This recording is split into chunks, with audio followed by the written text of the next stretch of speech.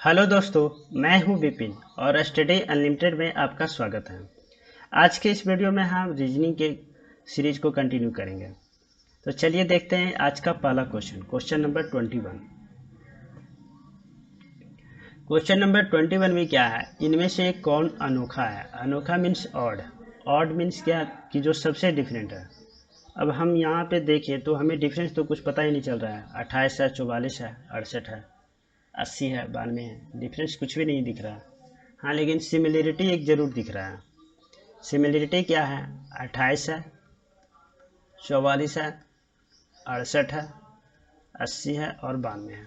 Similarity यही दिख रहा है कि ये सब 4 से डिवाइड है। अगर इसको 4 से डिवाइड करते हैं तो कितना आएगा, 7। ये आएगा 11, ये आएगा 1 और 7 आएगा, 17 आ जाएगा।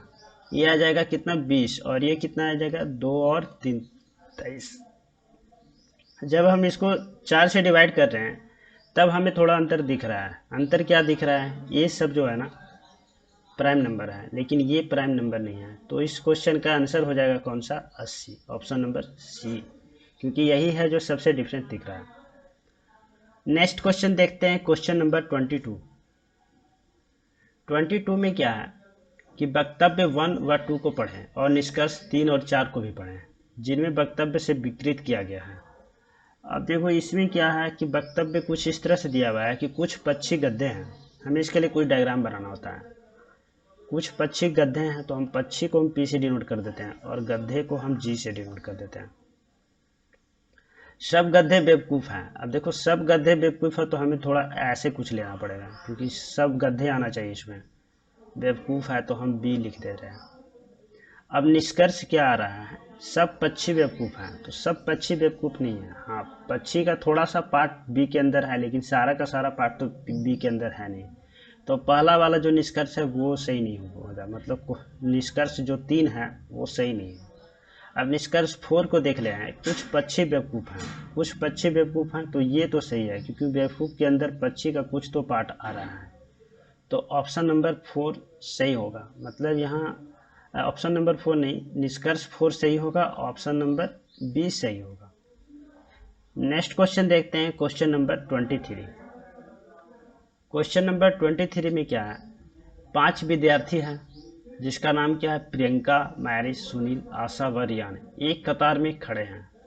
प्रियंका सुनील और आशा से आगे खड़े हैं, रियान व आशा के बीच में सुनील खड़ा है, सुनील व मैरी के बीच में रियान खड़ा है। कतार में सबसे पहले कौन खड़ा है। मतलब इसमें आगे और पीछे का कुछ कहानी है। देखो अगर हम इस तरह से लेते हैं और 5 लोग हैं, 1 है, 2 है, 3 है, 4 है और ये 5 है, ठीक है। तो एक कतार में कुछ इस तरह से 5 लोग खड़े हैं। अब यहाँ क्या है कि प्रियंका जो है ना सुनील और आशा से आगे खड़े हैं।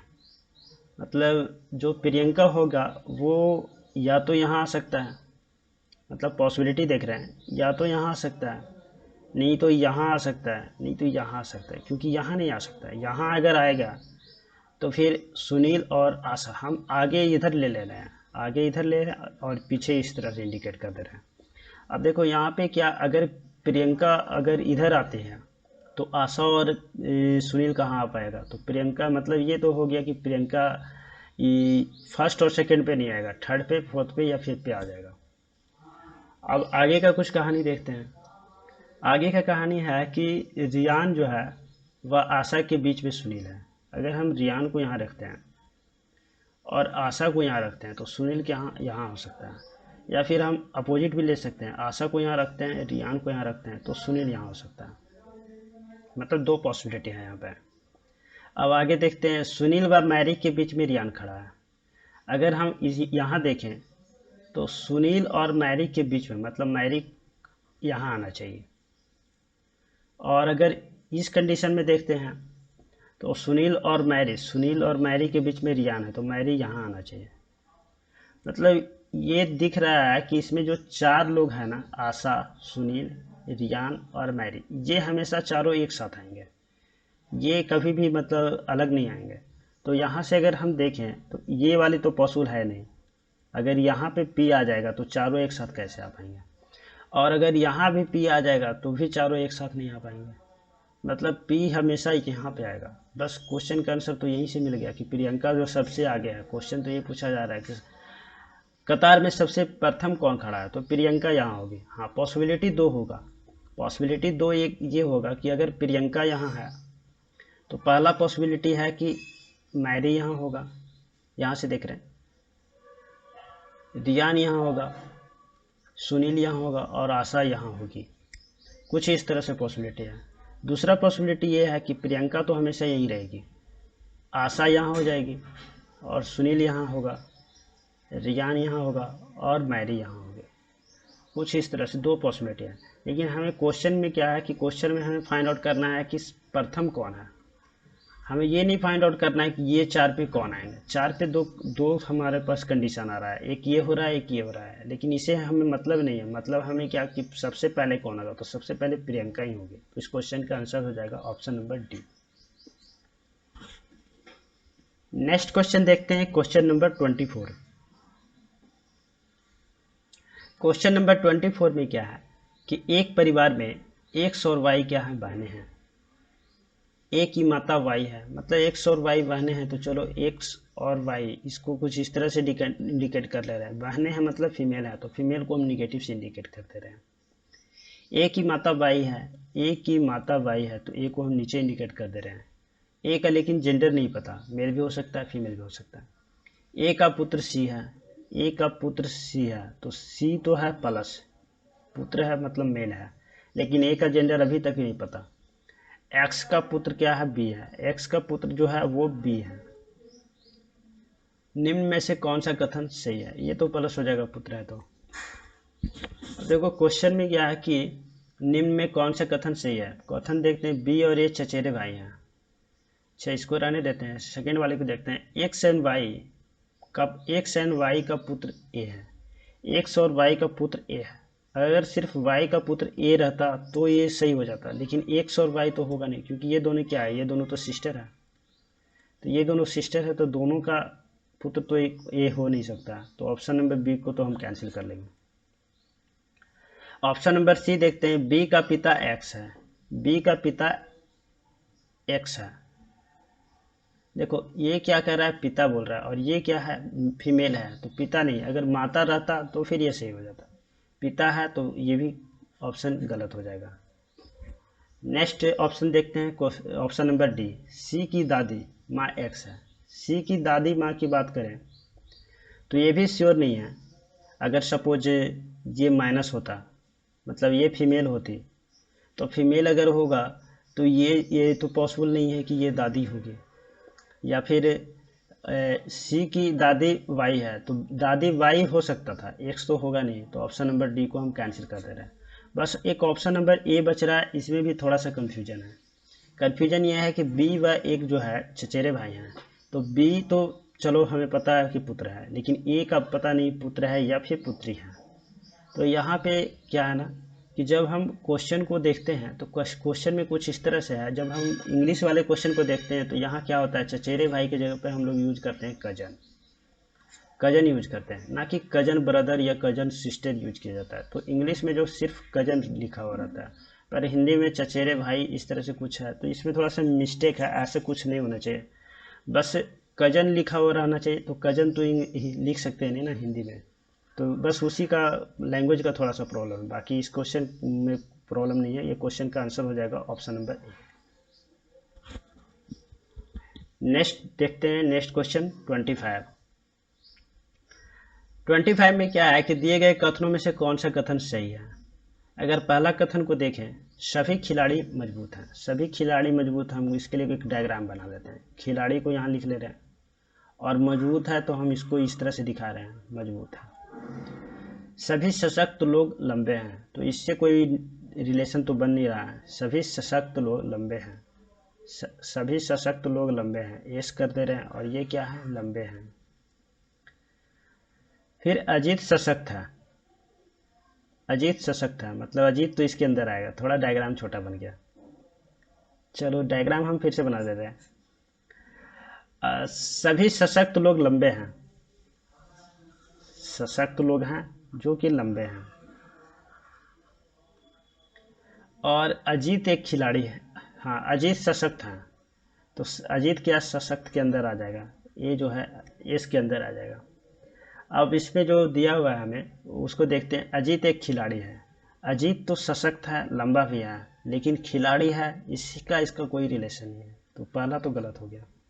अजीत लंबा है जरूर, अजीत सशक्त भी है और सभी सशक्त लंबे भी हैं, तो मतलब अजीत लंबा है, ये तो सही है। तो ऑप्शन नंबर सी और डी देखने का जरूरत ही नहीं, यही हमारा क्वेश्चन का आंसर हो गया। अगर सी और डी हम चेक करना चाहते हैं तो चेक कर लेते हैं। अजीत एक लंबा खिलाड़ी है, अजीत लंबा है लेकिन एक लंबा खिलाड़ी है, इसका कोई रिलेशन नहीं है, तो ऑप्शन नंबर डी भी सी भी गलत हो गया। और डी में क्या है, कोई निष्कर्ष नहीं निकाला जा सकता, नहीं हमने तो निष्कर्ष निकाल लिया कि ऑप्शन नंबर बी जो है सही है, तो इस क्वेश्चन का आंसर हो जाएगा option number B. Next question देखते हैं, क्वेश्चन नंबर 26।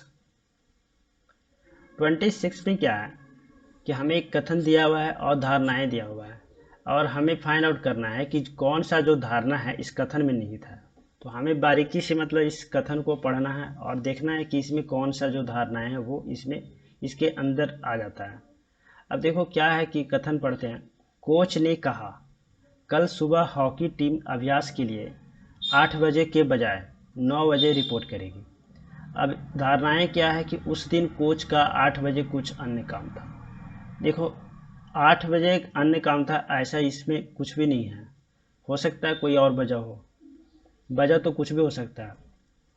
तो पहला जो है वो तो इसमें गलत हो जाएगा। सेकेंड वाले देखते हैं, वे आम तौर पर अभ्यास के लिए आते हैं। हाँ, तो ये निहित है, इसमें है, क्योंकि ये क्या कह रहा है कि कोच ने कल सुबह हॉकी टीम अभ्यास के लिए 8 बजे के बजाय सुबह 9 बजे रिपोर्ट करने, मतलब कि वो डेली क्या 8 बजे आता था, लेकिन इस बार क्या इस दिन क्या 9 बजे बुलाया गया। तो ये तो इसमें निहित है कि ये अभ्यास के लिए मतलब वो आमतौर पे डेली आते हैं। तो ऑप्शन नंबर बी जो है ना इस क्वेश्चन का सही आंसर होगा, मतलब सेकेंड वाला जो धारणा है इसमें निहित होगा, और ऑप्शन नंबर कौन सा हो जाएगा, B, option number B. Next question देखते हैं, क्वेश्चन नंबर 27। क्वेश्चन नंबर 27 में क्या है, मुरली अपने कुत्ते को सैर पे ले जाता है और वह एक चौराहे पर बाईं ओर मुड़ता है और दक्षिण की ओर चलता है, दक्षिण की ओर चलता है। बाईं ओर मुड़ने से पहले वह किस दिशा में था। अच्छा, देखो इसमें क्या है कि हम क्या करते हैं ना, डायरेक्शन हम बस थोड़ा सा ध्यान रखेंगे कि किस डायरेक्शन में, इधर हो जाता है नॉर्थ, इधर साउथ, इधर ईस्ट और इधर वेस्ट, और बाकी अगर हम किस तरह भी ले लें तो बस आंसर सही आना चाहिए। इसमें क्या है कि मुरली अपने एक कुत्ते को सैर पर ले जाता है, वो एक चौराहे पर बाईं ओर मिलता है। सपोज हम इस तरह से जा रहे हैं, मुरली है जो इस तरह से जा रहा है, चौराहा यहाँ मिल गया, अब यहाँ से बायां, बायां मतलब इधर जाएगा, तो पहले इस डायरेक्शन में जा रहा था, अब इस डायरेक्शन में जा रहा है, मुड़ता है, और ये क्या दक्षिण है, ये क्या बता रहा है कि इधर दक्षिण है। तो बाईं ओर मुड़ने से पहले वो किस डायरेक्शन में था, मतलब बाईं ओर मुड़ा तो फिर ये साउथ आ गया। अब ये जो है हमें इस वाली डायरेक्शन को फाइंड आउट करना है, तो इस वाली डायरेक्शन को फाइंड आउट करने के लिए हम क्या करें, इसको या तो फिर हम डायरेक्टली यहाँ हम ये साउथ किधर आ रहा है, नीचे आ रहा है, तो हम इसको क्या करते हैं एंटी क्लॉक वाइज 90 डिग्री से हम रोटेट कर देते हैं। अगर इसको यहाँ से रोटेट करेंगे तो कुछ इस तरह से आ जाएगा, एस आ जाएगा इधर, और ये किधर आ जाएगा इधर। तो फिर हमें ये डायरेक्शन फाइंड आउट, ये तो साउथ होगा, और ये वाली डायरेक्शन फाइंड आउट करनी, तो ये क्या हो जाएगा, पश्चिम, वेस्ट हो जाएगा। तो इस क्वेश्चन का आंसर हो जाएगा ऑप्शन नंबर सी।